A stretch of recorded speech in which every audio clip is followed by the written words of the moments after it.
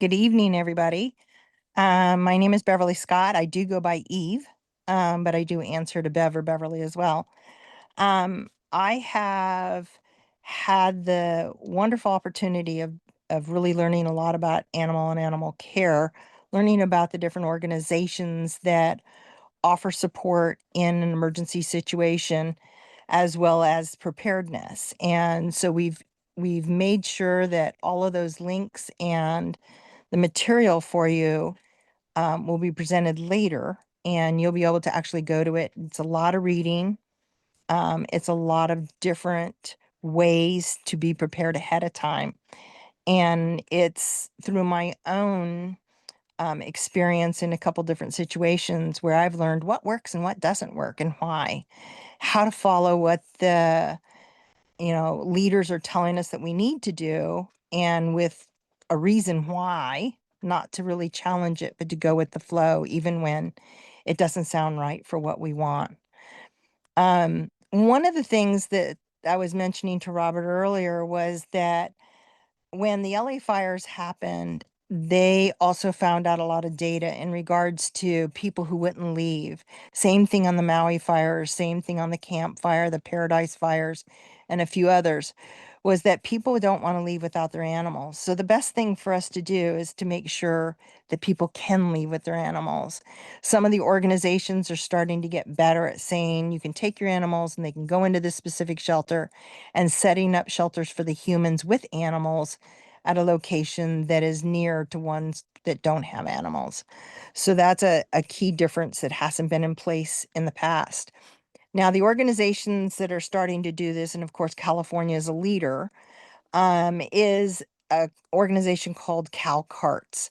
And CARTS are referred to California for Emergency Resource, and it's a big group that groups like the one I belong to, Large Animal Evac, have to demonstrate that they are allowed to go into an emergency situation and help these people who have to evacuate, whether it's fire, flood, earthquake, or whatever, and be able to take their animals out. Now, the part where CERT comes in, which I think is very important because CERT can't be a cart, is where we need to be able to help these people and get them set up. And the best way to prepare is to be able to know that your animals have documentation that is part of the package that they're ready to either take with them or to post somewhere on a structure to say they've been left behind and this is what they need. These are their names. This is their medicines. These are the actions they have. This is who they are around foreign people. This is how they'll react if somebody comes in with a towel to capture them or a net to capture them, or if you do have the chance to move them to and whatever the designated shelter is. In San Mateo County, it's going to be the Cow Palace for one. In Santa Cruz, it's going to be another one that they designate. And it's, for San Jose, same thing. Each one of the different areas is going to have a preset place for animals, and knowing what that is will help others prepare for it. So as a CERT team member here on Skyline, as well as for WPV, it's really key to create maybe like a luggage tag with your animal's information. And if we can reach out as team captains to each one of our neighborhoods and help them put that together, I think it's really important. One of the other documents I think that needs to be put together, and Robert can show this, it's the in case of emergency for your animal. That should always be available. So in case of emergency, we'll say the number of dogs you have, cats you have, where they're located, maybe just a general thing like if you come in here, know that I've got, you know, 12 rabbits and 3 chickens and 2 goats and 1 dog in the field and 3 dogs in the house. And then also have things that say, I've left the property and sheltered in place these following animals. And you can just hang those tags on your door or hang them on the mailbox at the rural route. In my case, my house is 60 feet below street level, but my mailbox, of course, is up on Skyline. So I have a packet that sits for my mailbox that says, I'm okay, I have sheltered in place, and I'm ready to leave with all animals, or I'm ready to leave with all except four. And I have that ready for my teams. I've done that for my whole group here. I'm responsible for 12 other homes, and three of those are very large farms.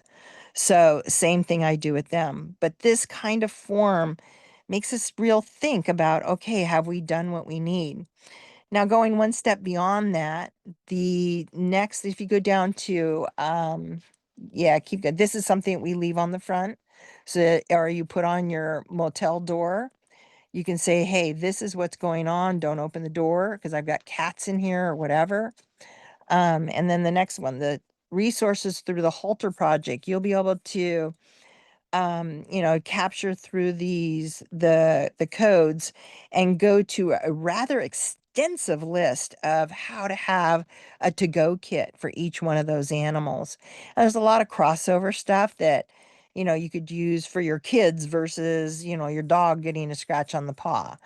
The same Coban that you would use to keep a piece of gauze on, and a human is the same Coban that you use to keep gauze on a dog paw. So having those different pieces ready to go is key, where you can ask the different people in preparedness to go ahead and say, like in my case, I have parrots.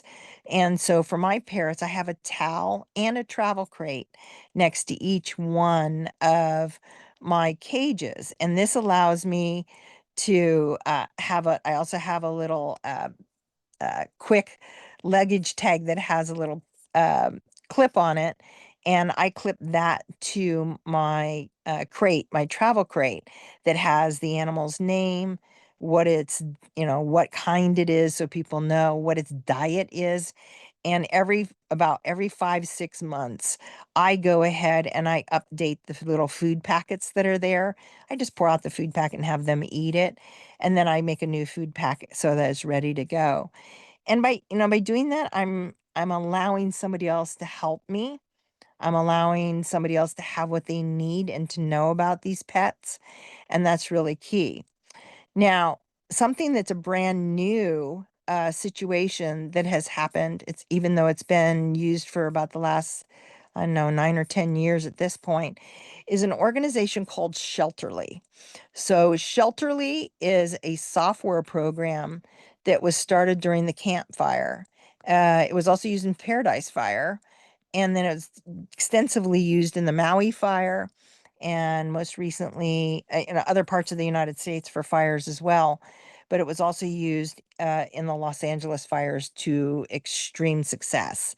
And what Shelterly does is it records the animal's information. So if you left your dog behind, as long as it has all that information, they'll enter that into a database, and that database will end up even scanning the animal's chip number.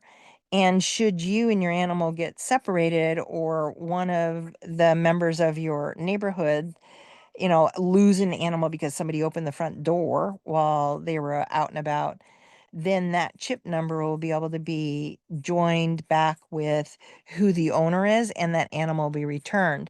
Because one of the biggest problems that happens during these emergencies, which is why I really like everybody to be prepared, is that there are rogue people. There are rogue neighbors that go and collect 10 animals, because they think they're being helpful. And while it is helpful in a lot of ways, the other part is that it doesn't allow it doesn't allow the regular processes to take place, and that's safety. One of the things that also happened in Los Angeles was there was somebody who actually bought an old fire truck and went into the areas pretending to be part of the fire, and they weren't even really questioned until they finally got caught. And they were taking animals, and well, they're actually looting a few houses as well.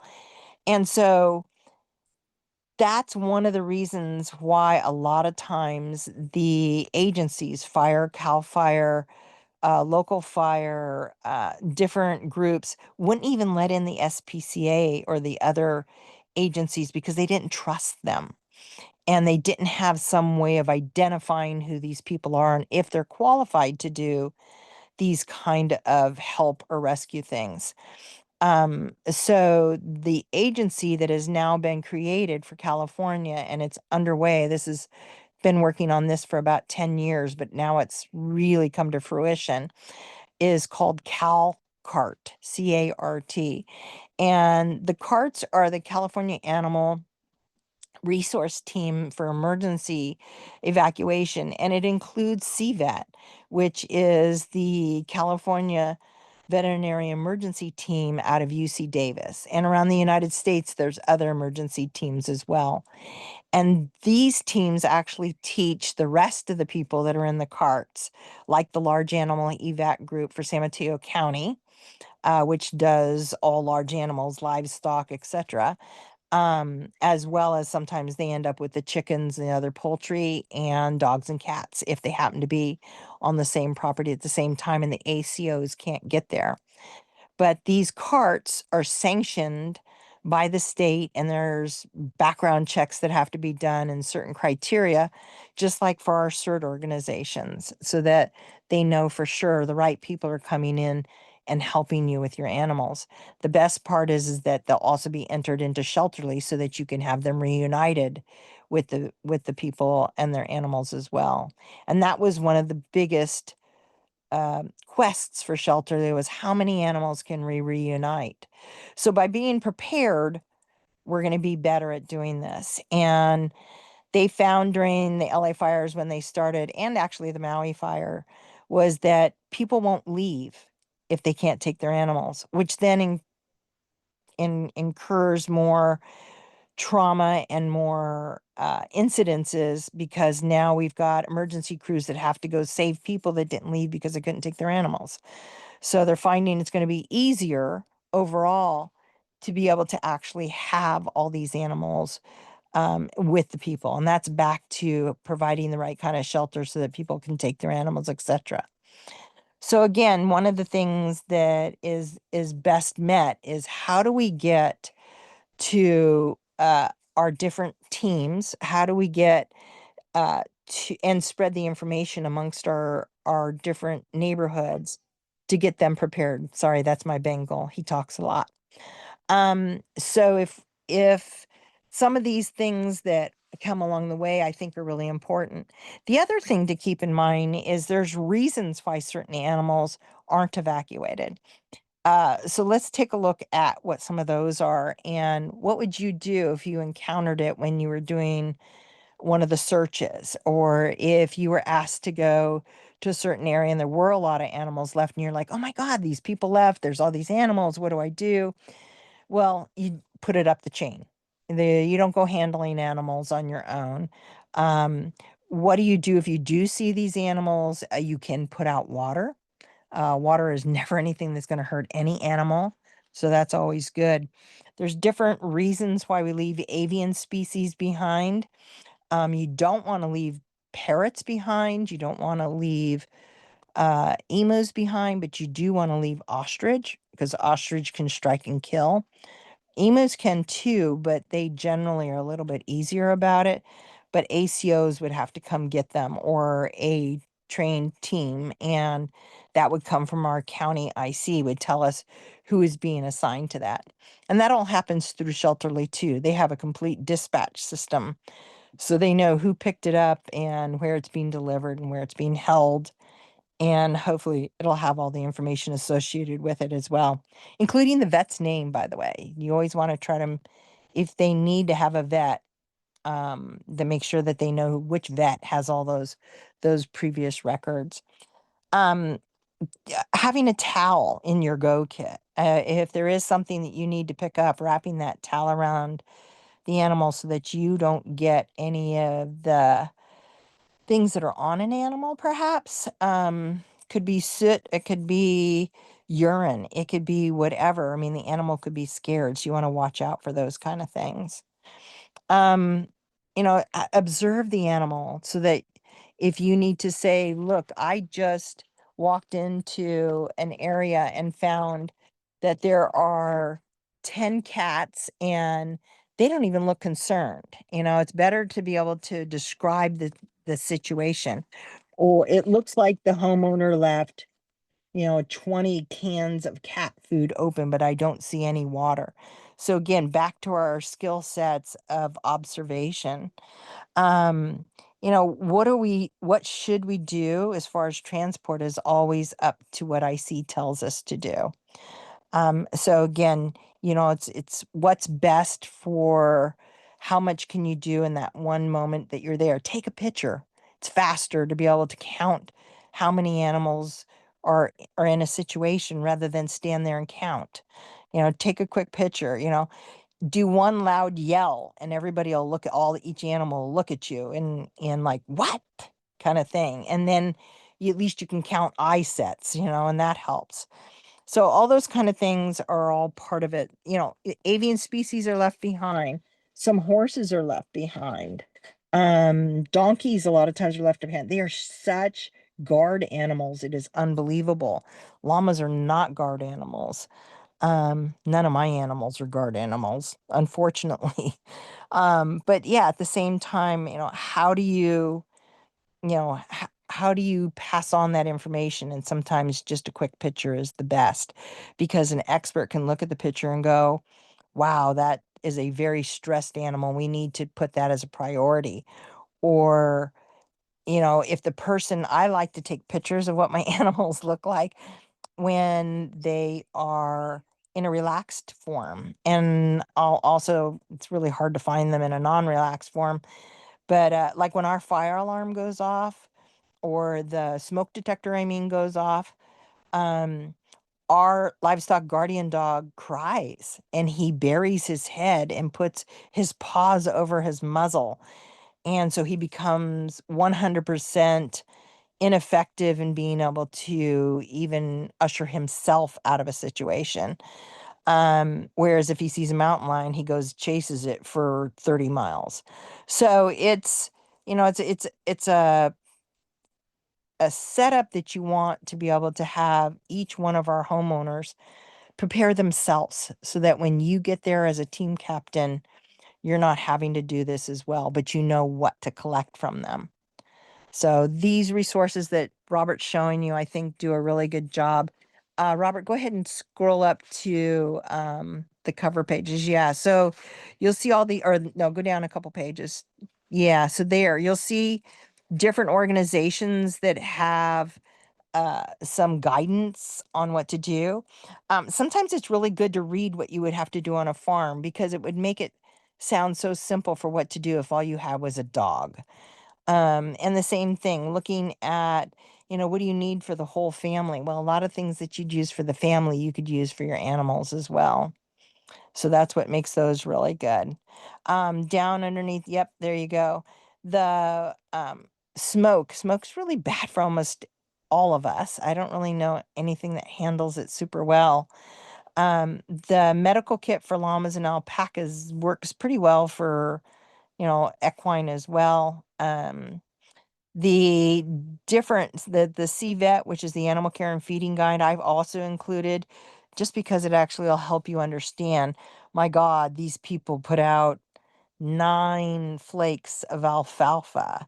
Do I need one or do I need 9? And you'll see you might need quite a few. I mean, my llamas, each one of them eats about a flake of alfalfa a day and 2 to 3 flakes of meadow grass a day. So for me, when I pack up their to-go bag, I always have on hand near my gate the amount that my animals could actually eat in 4 days. And I only do 4 days because there's no way that I can keep more than that for very long next to the fence because they go through every week and a half, a whole entire bale. Um, Animals in urban and wildland. These kind of links really help. They'll help you understand why the birds can take flight and save themselves. There's a lot of different really important information to learn about biosecurity.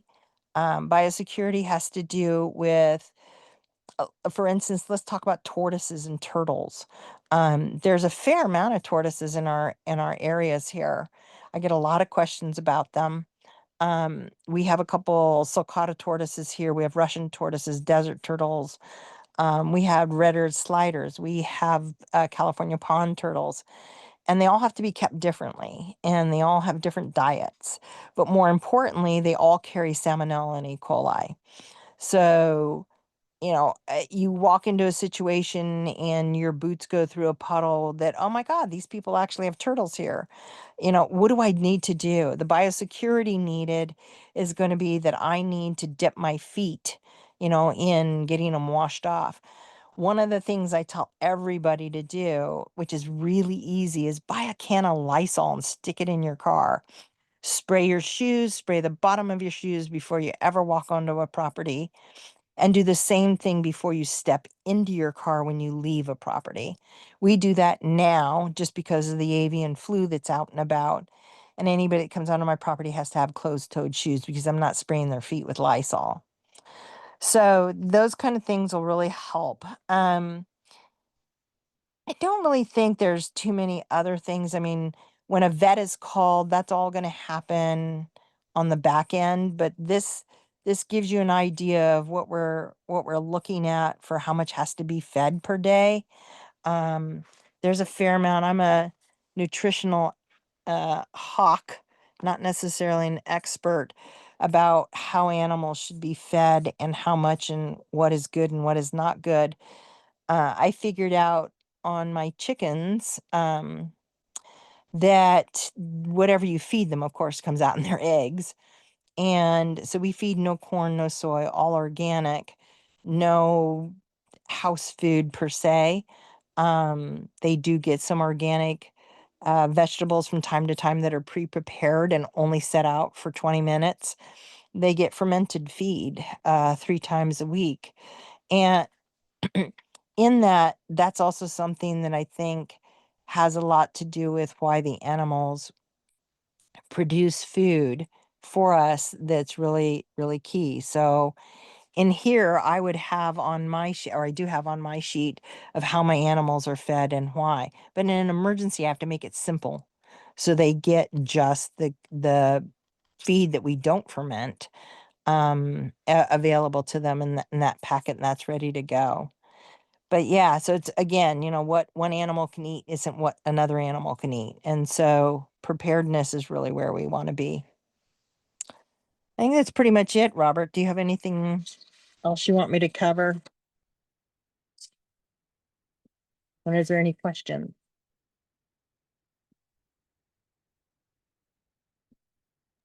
Sorry, it took me a while to find the damn unmute button. I think Joanne, first of all, that was very useful. There's a lot of information here, of course, which I was not familiar with, so that's good. And both from a personal level, but also from a cert level, I think that's good material to review. Um, Joanne had a question, and it was guidance about what to do when we see an injured animal along the road, deer, for example. Who do we call? What do we do? So animal control is the first place you call. You can do 911 and they'll connect you with whatever the closest ACO team is. Take a picture.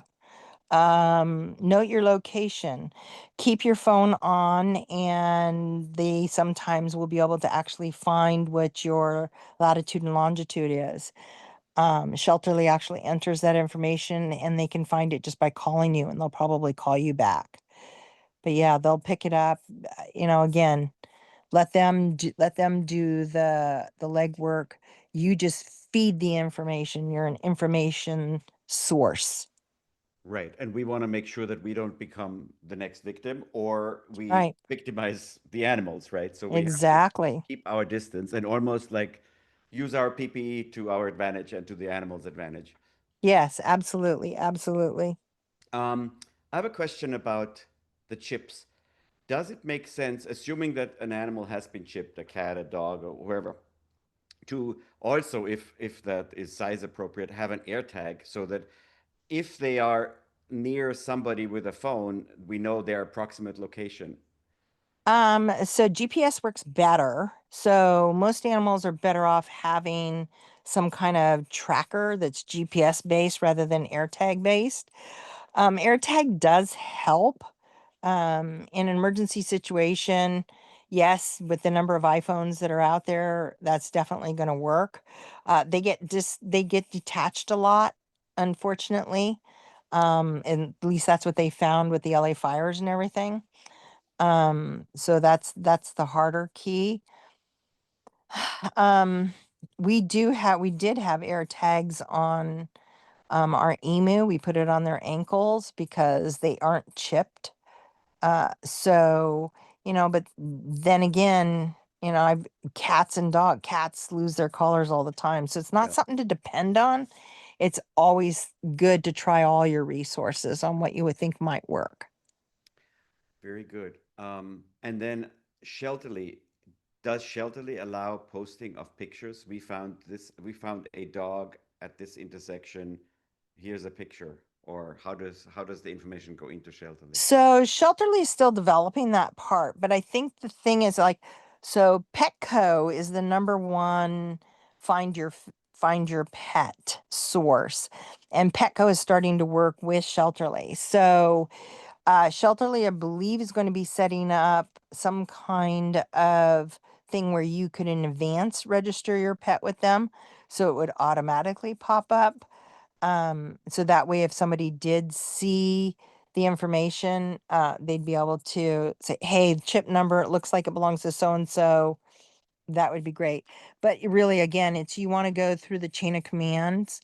Um, so you're still better off entering information, with your ACOs or your local SPCA. Those when you do your rabies tags, your rabies tags have all your chip information. Mm, hmm. So that's already in that bigger system.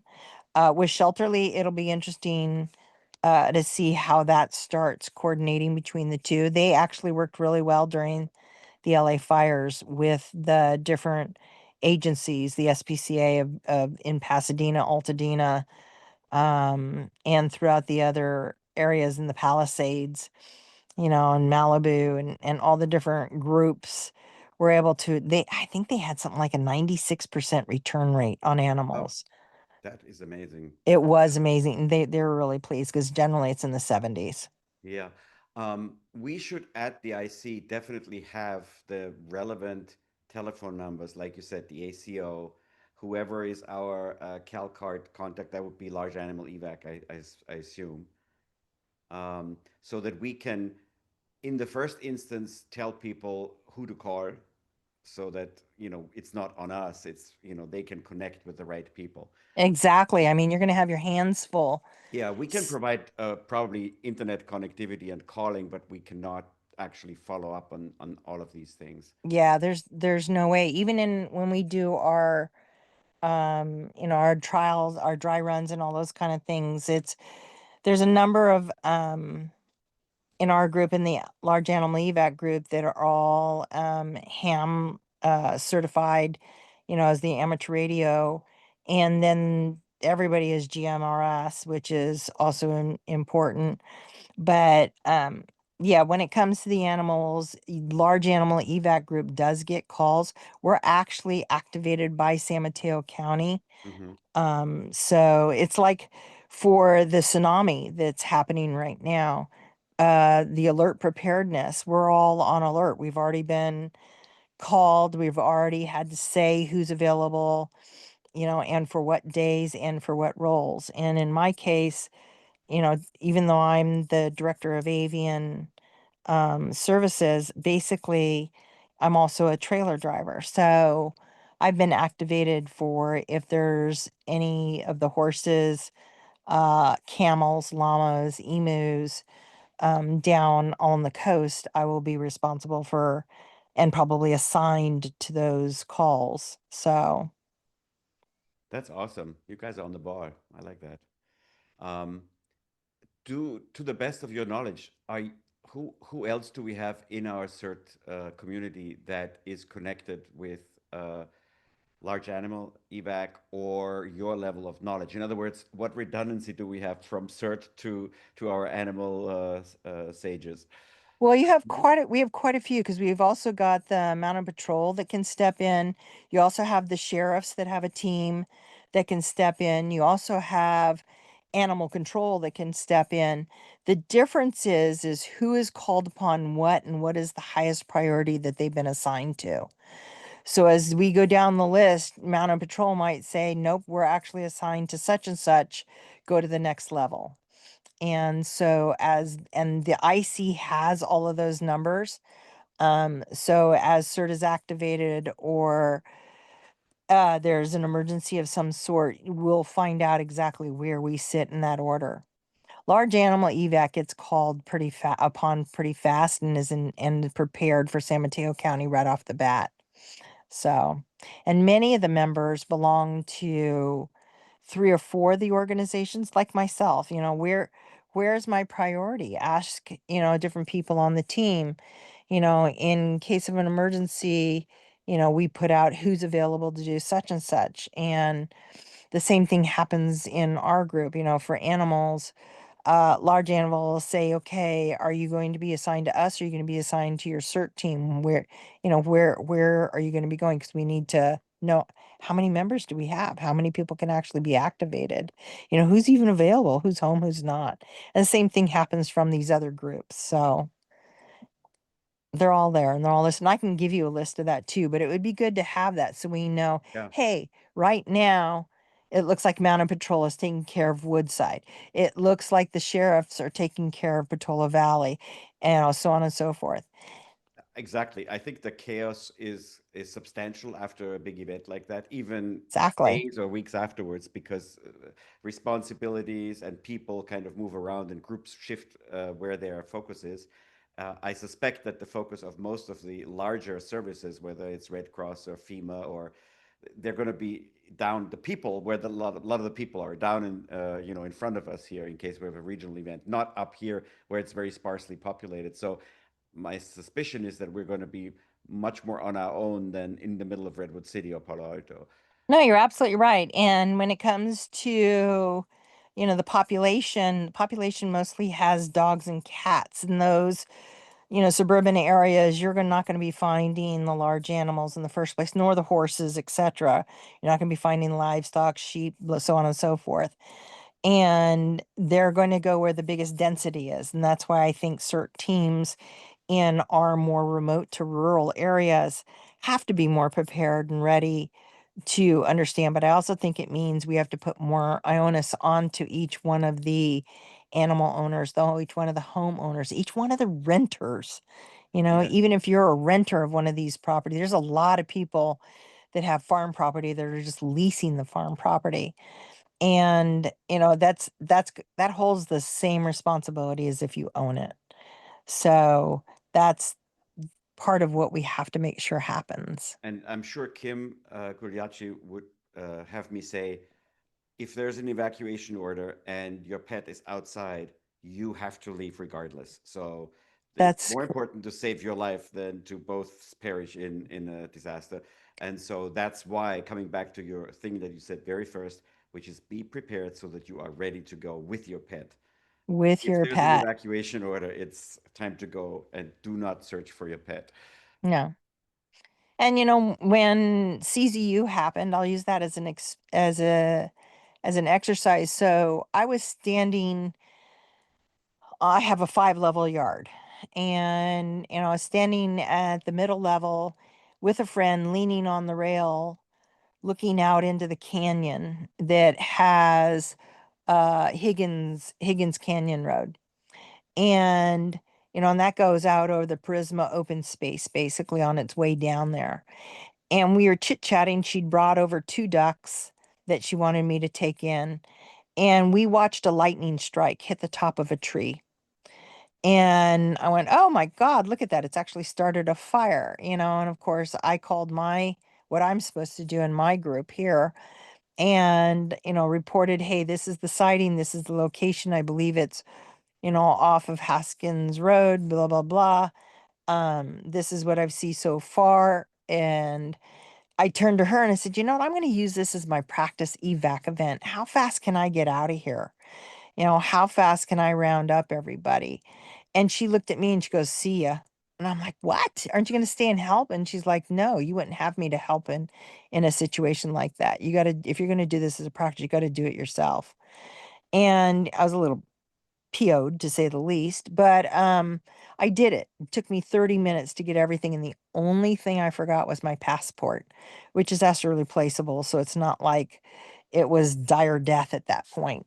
But and that was 218 animals that we got out in 2 vehicles. So we have a trailer that's ready to go.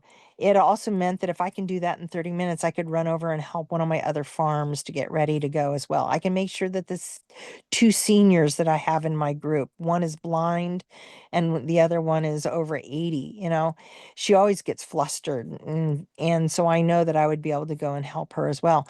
Knowing what our boundaries are, what we can actually do in those emergencies, I think are key. With CZU, I didn't need to evacuate during when the rest of the fires really took hold down in Ben Lomond and Bonnie Doon and all those areas.